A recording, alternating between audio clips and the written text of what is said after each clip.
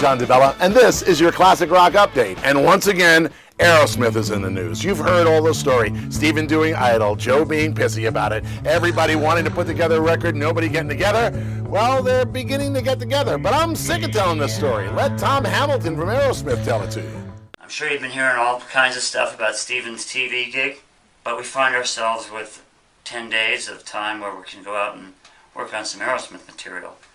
So that's what we will be doing, commencing immediately, pushing along the cause for coming out with a new album at some point. You know, we're looking forward to hopefully doing a little bit of touring the end of this year.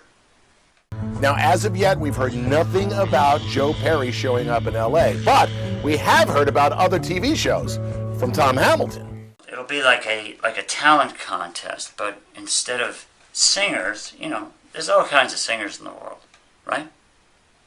Bass solos, an entire show of people playing bass solos.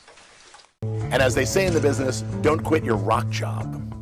Piers Morgan has banned Heather Mills from ever being on his new CNN show, Piers Morgan Tonight. You see, he really feels guilty about the two of them ever getting together because he's the one who introduced them. They were at a charity event. Paul was checking her out. She was checking Paul out. He introduces the two of them. Paul's asking questions, who is he? Oh, you'll like her. She's into charities. She's a vegetarian like you. Next thing he says, well, now they're dating. Now they're engaged. Now they're married. Now she's taking him to the cleaners, and he feels totally guilty about it.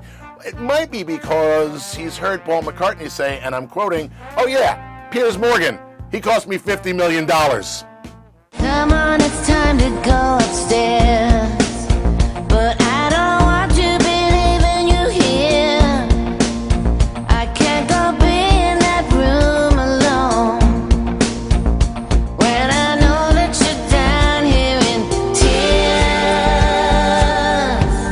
You may have heard that song before because it's been bootlegged for years. Stevie Nicks is finally releasing Secret Love on her new album called In Your Dreams. The album will be out in May, and it's produced by the Eurythmics' Dave Stewart. For years, the bootleg was out there. Now you can hear it the way she really wants it to sound. You would think when the New Orleans Jazz and Heritage Festival comes around that people like Wynton Marsalis or Buckwheat Zydeco are the bands you're going to hear listed on the very first weekend. This year, it's going to be Robert Plant and Band of Joy, Jeff Beck, how about John Mellencamp and Bon Jovi? Doesn't sound like jazz to me, but does sound like a great weekend of music. Now, speaking of John Bon Jovi, he has filed for divorce from his wife, Elaine Irwin Bon Jovi. Now, until this story came out, I didn't know what Elaine Irwin Bon Jovi looked like. He's divorcing this woman. This woman. I don't know if you realize it, but he's divorcing this woman. Because now he's hanging with Meg Ryan. No, not that Meg Ryan, the older Meg Ryan. No, the older Meg Ryan. That Meg Ryan. I don't know, seems out of balance. I'm feeling like a dead dog cat, spitting out pieces on his broken lung. Oh,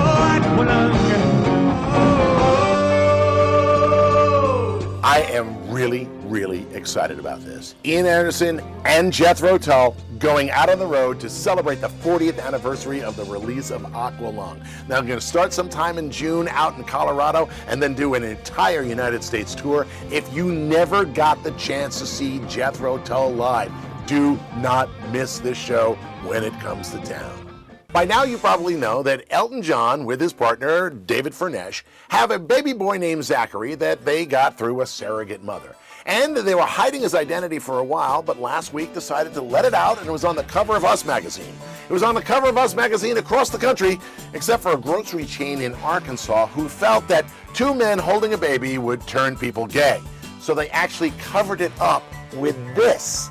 Now, a spokesman for Sharps Grocery said that this was not a company-wide decision. It was just this one store where several customers complained and were afraid they were going to catch gay if they looked at that cover. But as far as they're concerned, they really have no opinion on the matter at all. Now, I do have an opinion on the matter because this is what the cover looks like. And Elton, I'm going to tell you, accessorizing a baby that young, it's just wrong. And that is your Classic Rock update for this week. I'll see you on the radio. Classic Rock 102.9 MGK.